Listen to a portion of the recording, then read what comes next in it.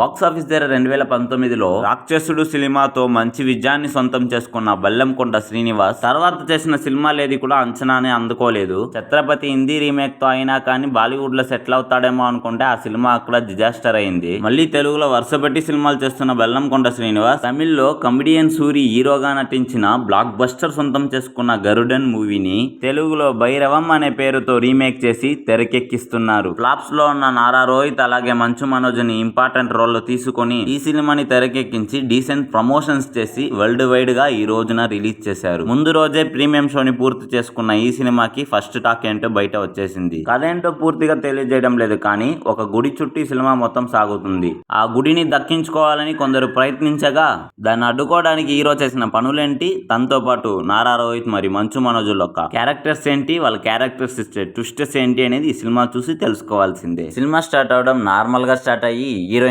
Introduction పర్వాలేదు అనిపించేలాగా సాగి అన్ని పాత్రల పంచం ఒకే చోటున ఏకంగా చేరినట్టుగా లవ్ స్టోరీ కాస్త పడుతూ లేస్తూ ఫస్ట్ హాఫ్ లో ఎంటర్టైన్మెంట్ గా అలాగే కొన్ని హైలైట్ అనిపించే ఫైట్ సీన్స్ తో ఇంటర్వెల్ వచ్చేసరికి గూస్ బంప్స్ తో సెకండ్ హాఫ్ ను ఒక రేంజ్ ఎక్స్పెక్టేషన్ క్రియేట్ చేస్తుంది సినిమా. ఇంటర్వెల్ లో బెల్లంకొండ శ్రీనివాస్ ఒక యాక్షన్ సీన్స్ అయితే టాప్ నాచ్ అనిపించేలాగా అయితే ఉంటుంది. అలాగే మంచు మనోజ్ నారా రోహిత్ యాక్షన్ సీన్స్ అయితే వేరే లెవెల్ గా ఉంటుంది. దాంతో ఒక్కసారిగా సెకండ్ హాఫ్ ఒక ఎక్స్పెక్టేషన్స్ అయితే పెరిగిపోతాయి. దాంతో సెకండ్ హాఫ్ స్టార్ట్ అవడం మెలో డ్రామాతో స్టార్ట్ అయ్యి కొన్ని ట్విస్ట్ అండ్ టర్న్స్ వస్తూ ఉంటాయి. దాంతో ఎమోషనల్ డ్రామా స్టార్ట్ అయినా సరే హీరో క్యారెక్టర్ లో మంచి గ్రోత్ కనిపిస్తూ సీన్ కి ఎలివేషన్ ఇస్తూ ప్రీ క్లైమాక్స్ నుండి క్లైమాక్స్ దాకా ఆకట్టుకుంటుంది సినిమా. ఇంకా నారా రోహిత్ అలాగే మంచు మనోజ్ క్యారెక్టర్ ఇచ్చే ట్విస్ట్ అదిరిపోగా పోలీస్ స్టేషన్ లో బెల్లంకొండ శ్రీనివాస్ పర్ఫార్మెన్స్ అయితే బాగా మెప్పిస్తుంది అని చెప్పొచ్చు. అలాగే క్లైమాక్స్ కి అయితే ఎలివేషన్ చాలా బాగా ఇచ్చారు. క్లైమాక్స్ అయితే గ్లూస్ బంప్స్ వచ్చేలాగా అయితే ఉంది. తమిళ్ వర్షన్ లో చూసి తెలుగు వర్షన్ లో చూస్తే